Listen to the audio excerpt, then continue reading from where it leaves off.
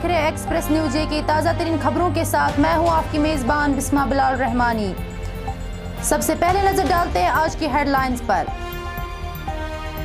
पटन में झड़प, 2 मिलिटेंट मारे गए, इलाके में ऑपरेशन जारी।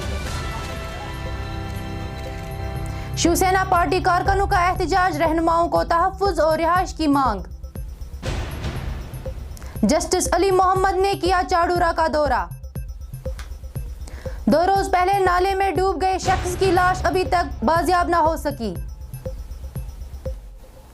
कुल जमाती सिख कोऑर्डिनेशन कमेटी के चेयरमैन ने सरकारी जुबाने बिल 2020 को मुखालिफ इकदाम करार दिया।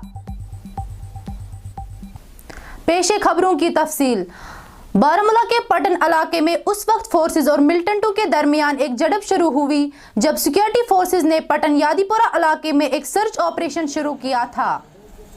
इतलात के मुताबिक इस झड़प में 2 मिलिटेंट मारे गए और एक मेजर समेत 2 एसपीओ जख्मी हुए। मजीद तफसीलात जानने के लिए हमारे साथ फोन लाइन पर मौजूद है इरफान। जी इरफान, क्या कुछ तफसीलात है आपके पास?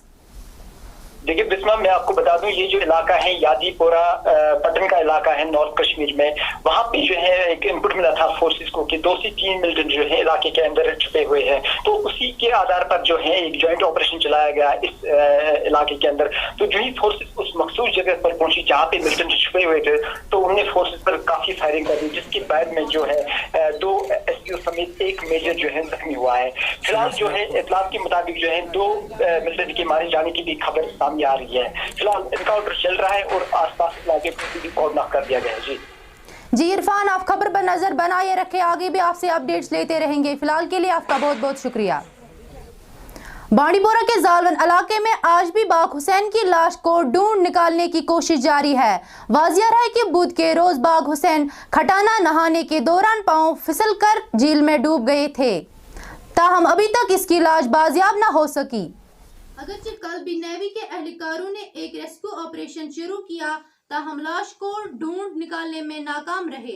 इधर आज दूसरे रोज भी एसडीआरएफ की टीमों के अलावा मुकामी रजाकारों ने लाश को ढूंढ निकालने की कोशिश की, ताहम आखिरी इत्ला मिलने तक कार्रवाई जारी थी। शिवसेना के रहनुमाओं ने आज श्रीनगर प्रेस कॉलोनी में एहतजाज किया। पार्टी कायदीन कश्मीर में तमाम शिवसेना रहनुमाओं को तहफ्फुज और रिहाइश फराहम करने का मुतालबा कर रहे हैं। उन्होंने कहा कि हम माजी में देख चुके हैं कि कितने लीडर मारे गए हैं और हमें सलामती के बगैर खतरा महसूस होता है। बसंत कुमार खैर हल्का सदर ने बीजेपी रहनुमाओं पर इल्जाम लगाते हुए कहा कि बीजेपी के लीडर हमारे साथ इम्तियाजी सलूक रवा रखे हुए हैं। खैर का कहना है कि हम भी हिंदुस्तानी हैं और हमें लगता है कि हमारे साथ सौतेले बेटे की तरह सलूक किया जाता है। उन्होंने कहा कि हम मरकजी और यूटी हुकूमत से अपील करते हैं कि वो इस मामले को देखे और हमारे कायदीन के लिए सिक्योरिटी और रिहाइश फराहम करे।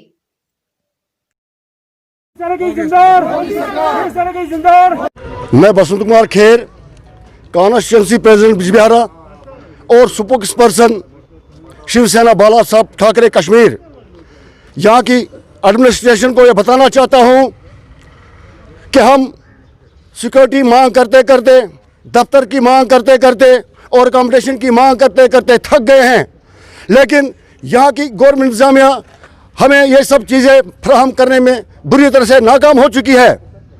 मैं मोदी सरकार को बताना चाहता हूँ कि मोदी, आप कश्मीर में कमल का फूल किले का ख्वाब छोड़ दीजिए। शेख चिली भी ख्वाब देखा करता था, लेकिन क्या उस शेख चिली का ख्वाब कभी पूरा हो चुका? तो लिहाजा आप भी ख्वाब देखना छोड़ दीजिए और हकीकत को तस्लीम कीजिए। मैं मोदी सरकार को बताना चाहता हूं कि आपके इक़्तिदार के 6.5 साल पूरे हो गए हैं। आप खुदारा अपनी ज़मीर से पूछिए कि आपने इन 6.5 सालों में कश्मीरी कौम को और हम कश्मीरियों को और इस कश्मीर को क्या दिया। मैं मोदी सरकार को बताना चाहता हूं कि आप एक बार, आप कश्मीर में जिन पंचों और सरपंचों पर आपने पहरा बिठा रखा है, जिनको लाकर में बंद कर रखा है, उनको लाकअप से बाहर आने दीजिए, आज़ाद कीजिए, उन पर से पहरा हटाइए। फिर देखिए वो आपका दामन थामते हैं या शिवसेना का दामन थामते हैं। गवर्नर साहब से गवर्नर ऑफिस से हमारी शिकायत है कि हमने लेफ्टिनेंट गवर्नर साहब को कई बार मुलाकात के लिए खत लिखे, लेकिन अफसोस की बात है हमारे वो खुद गायब कर दिए गए। आखिर एक मिनट, आखिर पर मुझे सिर्फ इतना कहना है, जितना फक्र और जितना फक्र मैं एक हिंदुस्तान का पुश्तंदी बाशिंदा होने पर करता हूं, उससे ज्यादा फक्र मुझे अपनी कश्मीरियत पर है, अपनी कश्मीरी कौम पर है और अपने कश्मीरी होने पर है, क्योंकि मैं हिंदुस्तानी जरूर हूं लेकिन सबसे पहले मैं कश्मीरी हूं। चाडूरा से ताल्लुक रखने वाले बीडीसी चेयरमैनों ने आज इंतजामिया के खिलाफ एहतजाज करते हुए कहा कि खाली 2 चेयरमैनों को लेफ्टिनेंट गवर्नर के साथ मुलाकात की इजाजत दी गई है और 14 चेयरमैनों को एलजी से मिलने की इजाजत नहीं दी गई, जिसके खिलाफ 14 चेयरमैनों ने बडगाम इंतजामिया के खिलाफ चाडूरा कस्बे में एहतजाज मुजाहरा किया। बीडीसी के एक चेयरमैन जो बडगाम इलाके की नुमाइंदगी करते हैं ने कहा कि कुछ खास चेयरपर्सन्स को एलजी सिन्हा से मुलाकात की इजाजत दी गई है। चेयरमैन ब्लॉक डेवलपमेंट काउंसिल खाग और इस ब्लॉक यूनियन चेयरपर्सन का प्रेसिडेंट के हैसियत से आज आपके सामने बोल रहा हूँ। हमारी सबसे बड़ी प्रॉब्लम जो है कि सेंट्रल गवर्नमेंट बहुत कुछ चाहती है कि यहाँ पर कश्मीर में ये पंचायती राज सिस्टम लागू है, लेकिन हमारी बदकिस्मती ये है कि जो यहाँ का एडमिनिस्ट्रेशन है, चाहे वो डीकॉम लेवल पे है या हमारा डिस्ट्रिक्ट लेवल पे है, ये टोटली इस सिस्टम को डाइजेस्ट नहीं कर पा रहे हैं। यहाँ तक कि कोई भी सिंगल अगर हमने कोई एक मीटिंग कॉल करनी होती है, उसमें इनको क्लियर इंस्ट्रक्शंस हैं कि जितने भी ब्लॉक लेवल के ऑफिसर्स हैं वो मीटिंग को अटेंड करेंगे, लेकिन हमारी ये किस्मत है, बदकिस्मती हमारी ये है कि ये अपने पियोन को भेज देते हैं। अगर मैं अपनी बात करूँ, मेरे पास 26 पंचायतें हैं, 26 सरपंच साहब मेरे आते हैं, वो बोलते हैं भाई चलो हम किसी लाइन डिपार्टमेंट से बात करेंगे। वो बात करें किसके साथ? वो हमें पियोन भेज देते हैं। हम पियोन के साथ क्या बात करें? टोटली यहाँ इवन की डीसी साहब है, कोविड-19 का इस टाइम में बहुत बड़ा ये जो हो रहा है, प्रॉब्लम हो रही है, हमें किसी भी मीटिंग में बुलाया नहीं जाता है। कहाँ पर कोई डेवलपमेंट की बात है हमको इग्नोर किया जाता है। मुझे ये समझ में नहीं आता। मैं गवर्नमेंट से ये पूछना चाहता हूँ, एलजी साहब से मेरी ये रिक्वेस्ट है, हमें बताओ कि हमारे बीडीसी जो एज अगर हम बने, हमारा काम क्या है, हम लोगों ने क्या करना है ब्लॉक में बैठकर। हमें बोलते हैं सुपरविजन करो, सुपरविजन में किस चीज़ की करें? जब हमारे पास कोई पेपर आएगा तो उसकी सुपरविजन करेंगे ना। हमने सुपरविजन करने की चीज़ को हमें ये समझ में आज तक नहीं आया। हालांकि ये बात हम कई बार इन राइटिंग में दे चुके हैं, वर्बली कह चुके हैं, लेकिन इनके कान पे जून तक नहीं रेंगती है। अब आपकी डिमांड क्या है? हमारी डिमांड्स तो बहुत सी हैं, हमारी डिमांड ये है कि जो लोगों को ग्राउंड रूट पे फ़ायदा पहुंचना चाहिए, जैसे हमारे पीएम साहब बोलते हैं, लेकिन वो फ़ायदा पहुंचेगा कैसे? वो फ़ायदा तब पहुंचेगा जब हमारे पास कुछ पेपर आएगा कि हमें देखें भी क्या करना है। वो हम इलेक्टेड हैं, लेकिन हमारे पास है क्या? हमें बोला जाता है आप पब्लिक रिप्रेजेंटेटिव, किस चीज़ के रिप्रेजेंटेटिव हैं हम? जब हमें कोई टोटली पूछा नहीं जाता है। डीसी साहब मुझे एक बार बुलाए, एक बार बताए जब कोई मीटिंग में हमको कॉल किया हो, जब डिस्ट्रिक्ट ऑफिसर की मीटिंग कॉल की हो, हमारी भी राय ली गई हो। नेवर, कभी नहीं बुलाया उन्होंने। डीकॉम साहब ने कभी नहीं बुलाया, बाकी ये कम्युनिटी सेक्रेटरी ने कभी नहीं बुलाया, कभी हमको पूछा ही नहीं जाता है। मेरा नाम है शौकत अहमद रैना, मैं चेयरपर्सन ब्लॉक डेवलपमेंट काउंसिल नागाम और वाइस प्रेसिडेंट हूँ बडगाम का, इस यूनियन का। तो हमारा मकसद है आज यहाँ जमा होने का मकसद हमारे सारे बीडीसी साहिबान जो बडगाम के हैं वो आज यहाँ पर जमा हो गए। बेसिकली मसला यह है, आज एलजी साहब का प्रोग्राम था बडगाम आने का। हम बहुत से पहले इस इंतज़ार में थे कि कब एलजी साहब यहाँ आएगा, कि हम अवामी नुमाइंदा बनकर आए हैं। हमारे बहुत सारे मुतालबत है अवाम के जो इस वक्त हमारे ज़ेर गौर है, हम इसको एलजी साहब के सामने रखना चाहते हैं। बदकिस्मती से जो हमारी डिस्ट्रिक्ट एडमिनिस्ट्रेशन है उन्होंने हमारी तरफ आगाह नहीं किया है कि ताकि हम एलजी साहब को आज मिले। तो हमारी बदकिस्मती है जो पंचायत राज सिस्टम है, सेंट्रल गवर्नमेंट यहाँ पंचायत राज सिस्टम ग्रास रूट लेवल पर कामयाब बनाना चाहते हैं। जो यहाँ की जम्मू कश्मीर में खासकर कश्मीर डिवीज़न में जो डिवीज़न लेवल की जो इंतज़ामिया है या और डिस्ट्रिक्ट लेवल की जो इंतज़ामिया है, यह पंचायत राज को सबूटाज करने की कोशिश कर रहा है। हमारे साथ 26 डिपार्टमेंट लाइंग डिपार्टमेंट है, जिसमें हमारा पेरेंट डिपार्टमेंट है, रूरल डेवलपमेंट डिपार्टमेंट। हमारे साथ बाकी 25 डिपार्टमेंट कुछ तालमेल नहीं करते हैं, 0% तालमेल हमारे साथ नहीं करते हैं। आज अब हमें लगा है पिछले 2-4 महीनों से रूरल डेवलपमेंट जो हमारा पेरेंट डिपार्टमेंट है वो भी हमें सबूटाज कर रहे हैं। बीडीसी का कोई रोल नहीं रखता है किसी चीज़ में। इसलिए हमने आज यहाँ इसलिए जमा होकर यहाँ एक साइलेंट प्रोटेस्ट बनाया है कि हमारी बदकिस्मत ये हमारे जो मुतालबे थे, हमने अपने ये मेमोरेंडम बना के रखे थे अपने अपने ब्लॉकों के, ताकि हम एलजी साहब के सामने रखेंगे हमारी जितने मुतालबात है। एक तरफ कोविड चल रहा है, गरीब पसमानदा लोग हैं इलाकों में। बेसिकली डिस्ट्रिक्ट बडगाम में 16 बीडीसी है टोटल, बेसिकली 16 बीडीसी है टोटल। दो सिर्फ उधर गया इनको पार्टिसिपेट करने के लिए, वो पार्टी लेवल पर गए हैं। आउट ऑफ 14 जो बीडीसी है वो यहाँ पर है, आप भी खुद देख रहे हैं। आउट ऑफ 16 14 तो यहाँ पर ही मौजूद है आपके सामने। तो एडमिनिस्ट्रेशन की ये पास आपने ये मैसेज दी कि हमें क्यों नहीं मिलने दिया गया? नहीं, हमने की कोशिश, बेसिकली उन्होंने लेट आवर्स में हमने सुबह सुना है, हमने आज सुबह सुना है एलजी साहब को आना है। जब हमने वहाँ पर बात की, उन्होंने बोला नहीं जिसको यहाँ मिलना है, हमने उनको पास वास प्रोवाइड किए हैं, तो 2 उधर गए हैं, वो तो पार्टी लेवल पर गए हैं। कुल जमाती सिख कोऑर्डिनेशन कमेटी के चेयरमैन और जम्मू व कश्मीर अपनी पार्टी के रहनुमा जगमोहन सिंह राणा ने कहा कि आर्टिकल 370 को मसनूख करने से कबल पंजाबी जम्मू व कश्मीर के आईन का हिस्सा थी।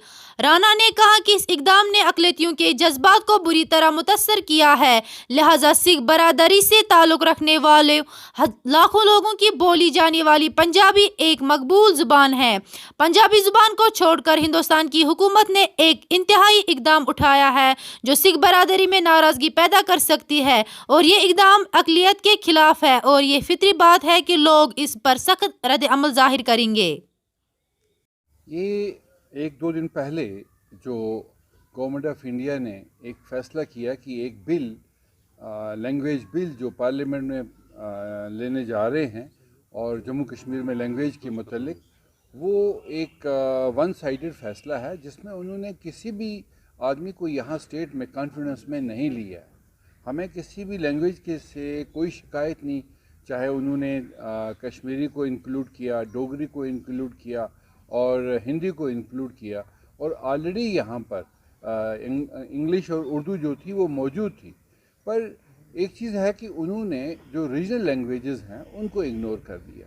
हमारे जो JNK के कॉन्स्टिट्यूशन में ये रीजनल लैंग्वेजेस थी वो बाज़ाब्ता तौर पर रिकॉग्नाइज्ड लैंग्वेजेस थी, जिसमें डोगरी थी, जिसमें हमारे पंजाबी थी, बल्ती थी, और भी कुछ ज़बानें जो हैं हमारी उसमें रिकॉग्नाइज थी।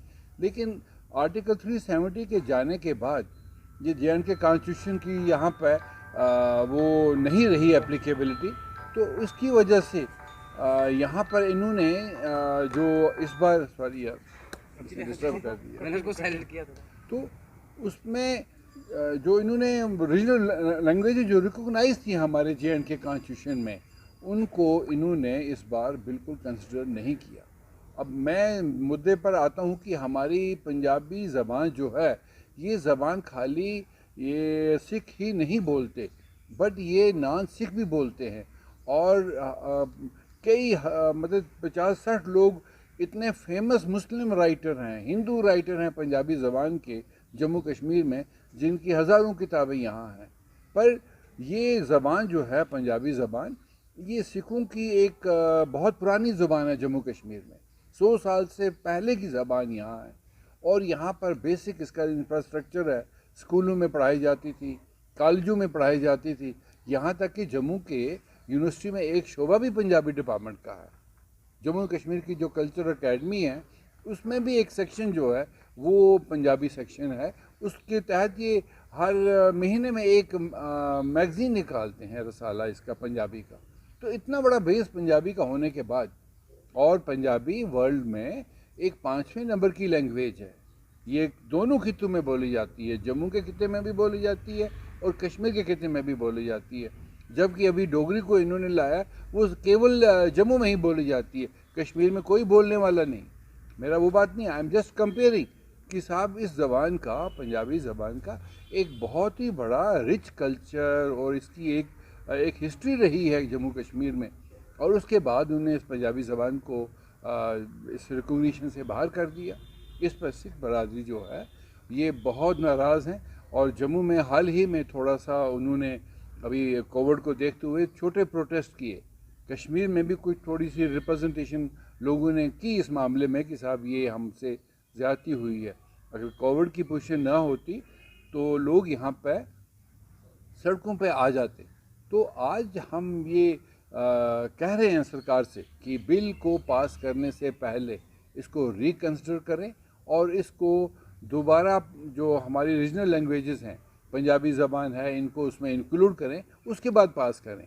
आया तो कश्मीर की मेजॉरिटी कम्युनिटी थी बहुत नाराज़ हो गई, क्योंकि उसमें बहुत सी वाबस्तगियाँ थी कश्मीर के लोगों की, और आज ऐसा करने से आप माइनॉरिटी को भी नाराज़ कर रहे हैं। तो आखिर करना क्या चाहते हैं आप लोग? तो इसलिए मैं ये सेंट्रल सरकार से कहता हूँ कि साहब आपने मेजॉरिटी को नाराज़ कर रखा है, अब माइनॉरिटी को भी नाराज़ करेंगे तो ये बड़ा डेट्रीमेंटल होगा हमारी स्टेट के लिए, और देश में लोग आपसे पूछेंगे कि ऐसा क्यों हुआ। तो आज हम इस मामले में अभी सरकार को कह रहे हैं कि साहब आप अपनी इसको रिकन्सिडर कीजिए, ताकि ये पार्लियामेंट बिल जो है ये तभी पास करें जब हमारी रीजनल लैंग्वेज को भी उसमें लाया जाए। जस्टिस अली मोहम्मद मागरे ने चाडूरा का दौरा करते हुए चरार शरीफ और पखलपोरा इलाकों में अदालती बुनियादी ढांचे और निज़ाम को मजबूत बनाने पर जोर दिया। इनके हमरा डीडीसी बडगाम शहबाज मिर्जा, एसएसपी बडगाम और सब डिवीजन चाडूरा के दीगर अफसरान भी मौजूद थे। अली मोहम्मद मागरे ने यूटी में अदालती इंफ्रास्ट्रक्चर की तामीर के लिए अराजी के हुसूल और सरकारी अराजी की मुंतकिली पर भी जोर दिया। This includes some new court building, new court complex, new court buildings. This includes your ADR centers, alternate dispute redressal centers, mediation, and then it includes judicial quarters, resident quarters for the judges. Now the object of this is only to ensure facility to litigant public. They are stakeholders, litigant public, the lawyers and our judges. आज के bulletin में बस इतना ही। देखते रहे express news के ताज़ा तरीन खबरों के लिए हमारी चैनल को सब्सक्राइब कीजिए और बेल आइकन का बटन दबाना ना भूले। मुझे दीजिए इजाजत। अल्लाह हाफिज।